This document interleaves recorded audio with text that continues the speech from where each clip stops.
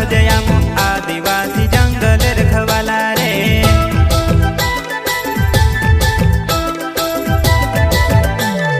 जल जंगल जमीन काजे पूजे रे आदिवासी दुनिया ने रखवाला रे।